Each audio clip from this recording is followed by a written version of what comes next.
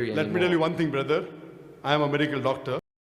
In the Surah of the Believer, Al-Mu'min 40:67, it says, "He it is who created you from dust, then from a sperm drop, then from a leech-like clot, alaka, then brings you forth as a child." Galen was born in 131 AD in Pergamum. Galen also taught that the embryo developed in stages. The first is that in which the form of the semen prevails. The next stage is when it has been filled with blood, and heart and brain and liver are still unarticulated and unshaped.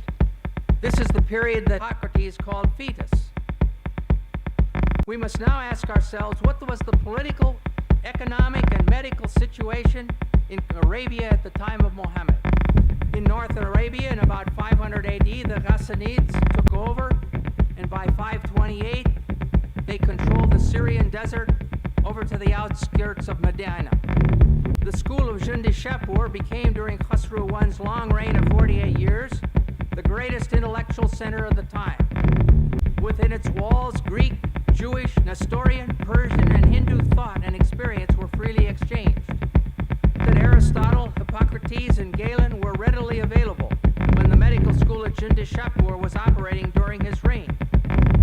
In Surah 18, Allah tells us that Daaee-ceiver, the Arabic name for Alexander the Great, traveled so far west, he found the place where the sun sets.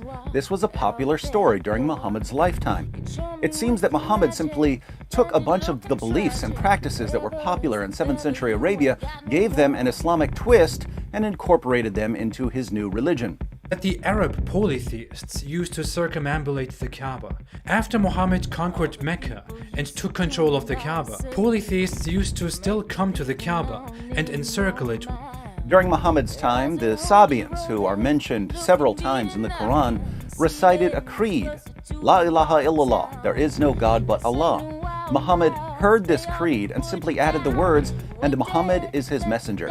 Pagans used to revere stones, like black stone that is currently there and that has been revered by Muslims for some reason, was placed there by Arab pagans. Some of the Persians believed that after death, a paradise of sensual delights awaited them, complete with houris, the perpetual virgins Muslims believe they'll be awarded in paradise. The polytheists used to wear pieces of cloth during their pilgrimage, required for Muslim pilgrims during the pilgrimage.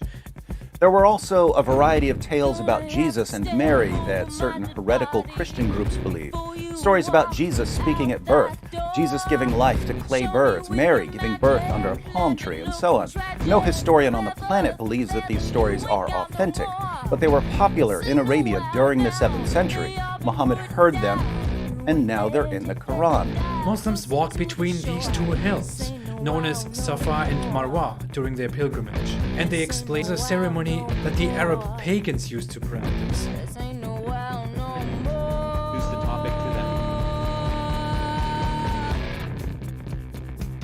These people think that science is advanced so much, we don't require any scripture, we don't require any religion, etc. Then asking them this question. Then how did our universe come into existence? That initially there was a primary nebula.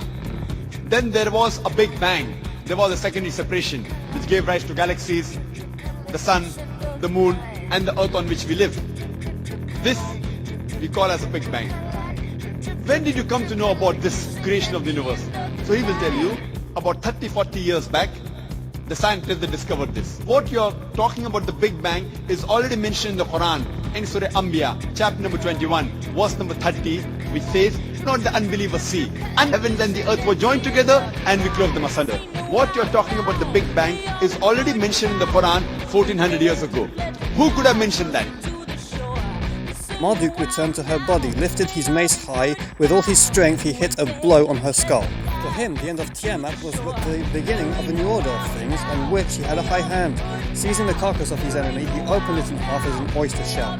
He lifted up high one of the halves of it to form the celestial circular roofs, the firmament. With the other half of Tiamat's body, the foundations of the earth. Of the beginning, the ones, the earth, and the sky gave birth to as children. After hundreds of millions of years, Rama split the egg in two, making heaven and earth. Heaven and the earth were joined together, and we clove them asunder. Who could have mentioned that? You're absurd. I'm a medical doctor.